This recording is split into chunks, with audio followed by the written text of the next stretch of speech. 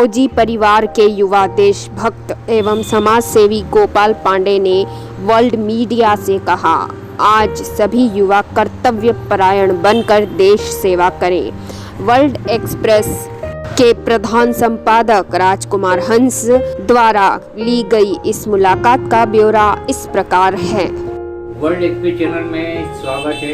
हमारे दर्शकों को हम बता रहे हैं कि फौजी परिवार से जुड़े हुए गोपाल पांडे जी का खास साक्षात्कार। जिस समय सारे देश को आवश्यकता हो फौजियों की, और वर्ल्ड एक्सप्रेस चैनल ये आह्वान करना चाहेगा कि हर घर से एक सैनिक होना चाहिए जो कि भारत माता की रक्षा में अपने प्राणों की बाजी लगा दे।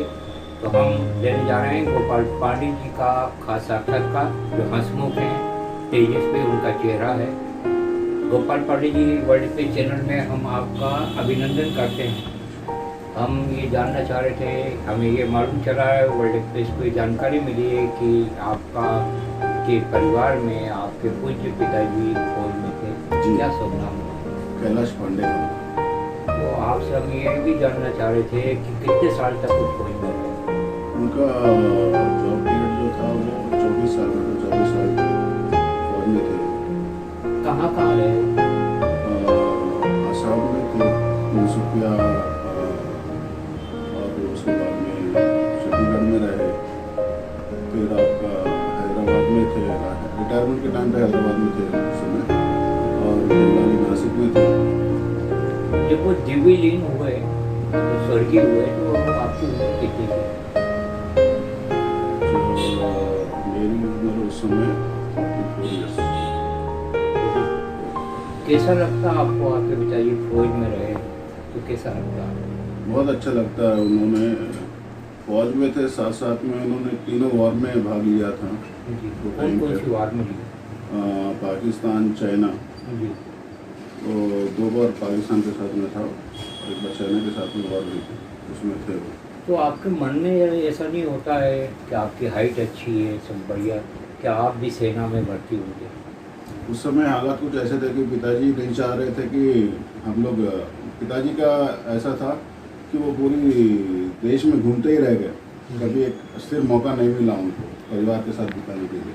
तो वो चाहते थे बच्चे अपने परिवार के साथ में स्थिर रह पाए, जैसा उन्होंने स्ट्रगल किया वैसा ना हो। और परिस्थितियाँ भी ऐसी थी कि खुद की सिक्योरिटी एजेंसी थी, तो उसमें आपकी माता जी का शुभ नाम? फुलपति देवी। आपकी कहाँ तक पढ़ाई? मेरी डिग्री बीकॉम की। क्या संदेश देना चाहेंगे? आपसे एक सवाल ये भी हम करना चाह रहे थे कि फौजी परिवारों को जैसी सुविधा मिलना चाहिए मिल रही है क्या? फौजी परिवार को उस हिसाब से तो सुविधा नहीं मिल पा रही है जी, पर हाँ, अभी जो हालात है वो बहुत बेहतर है पहले से हालत अच्छी, बहुत बेहतर। आपको वर्ल्ड एक्सप्रेस चैनल में हमारे देशभक्त नौजवान देख रहे हैं, भगत सिंह से प्यार करने वाले, देश के शहीदों से प्यार करने वाले और भारतीय फौज से प्यार करने वाले। तो आप क्या संदेश देना चाहेंगे वर्तमान काल में युवाओं से? क्या कहना चाहेंगे आप एक फौजी परिवार से जुड़े? मैं युवाओं से यही कहना चाहता हूँ, अगर हेल्थ वाइज जो भी शारीरिक रूप से ठीक हैं, स्वस्थ है, ज़्यादा से ज़्यादा फौज में जाएं, देश की सेवा करने का सौभाग्य प्राप्त करें। और देश के लिए तो सब हम भी यही चाहते हैं कि देश की सेवा जितनी हो सके, चाहे वो फौज में रह के या बिना फौज में रह के भी, अगर देश की कोई भी सेवा और गरीबी की सेवा अगर कोई इंसान करना चाहता है तो उसको भरपूर पूरी तरीके से अपना योगदान करना चाहिए। कितने लड़के हैं आपके? पुत्र कितने? मेरे एक लड़का है, इंजीनियरिंग कर रहा है, जी, बीटेक कर रहा है। कितनी उम्र है?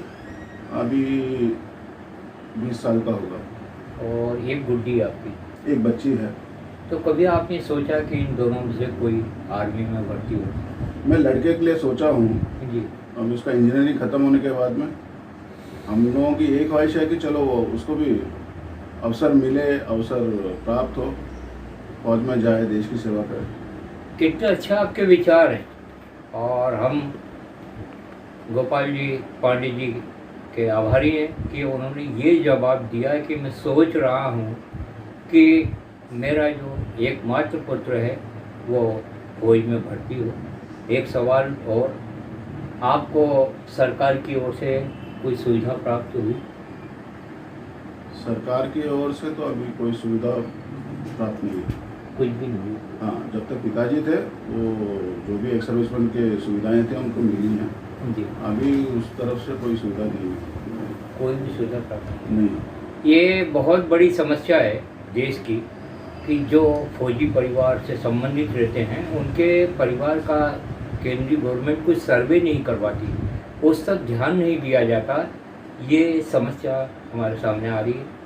तो केंद्र सरकार, जब हमारे भारत के प्रधानमंत्री नरेंद्र मोदी हैं, जब राष्ट्रपति आदिवासी समाज की द्रौपदी हैं, तो एक फौजियों का सर्वे करवाया जाना चाहिए, फौजी परिवारों का, जिससे कि प्रोत्साहन मिले और देशभक्ति का एक जज्बा और जुनून जागे।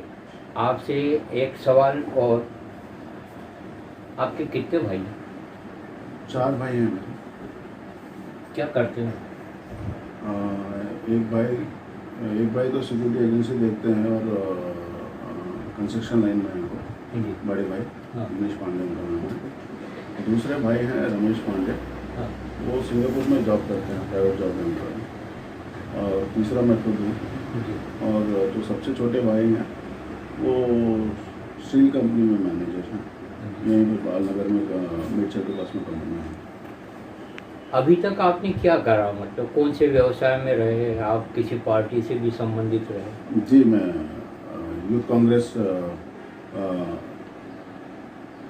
जनरल सेक्रेटरी था आरा डिस्ट्रिक्ट का। मैं जब 12th क्लास में था तभी से NSUI में मैंने किया। क्या कारण रहा कि आप राजनीतिक पार्टी मतलब कांग्रेस से अलग हट गए?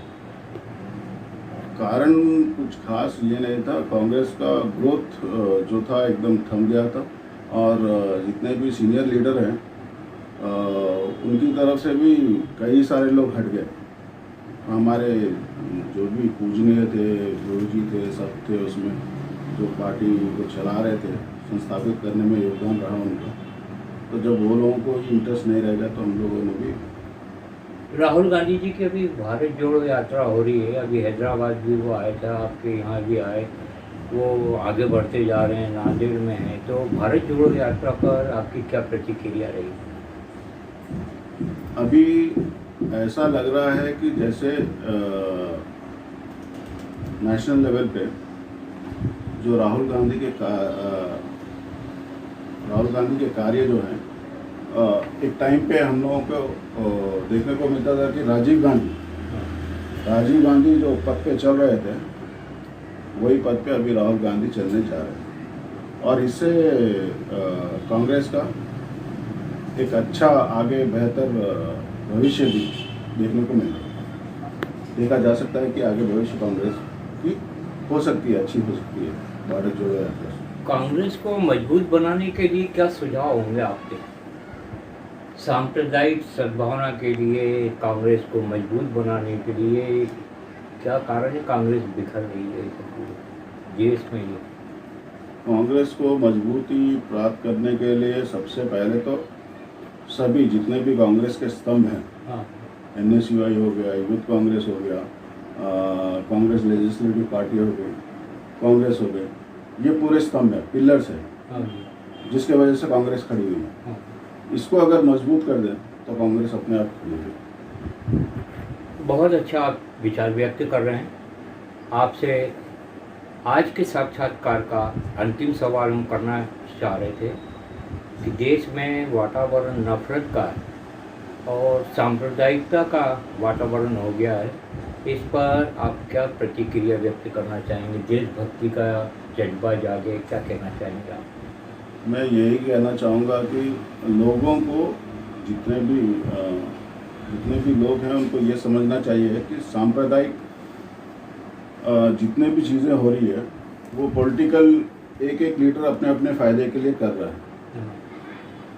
कोई सांप्रदायिक दंगा हिंदुस्तान में है नहीं, सांप्रदायिक चीज़ कोई है नहीं। सारे जहाँ से अच्छा हिंदुस्तान हमारा, क्या बात है। बस यही मान के चलना है और मज़हब नहीं सिखाता आपस में बैर रखना। क्या बात। हिंदू हैं हम, हिंदू सिता हमारा, हाँ।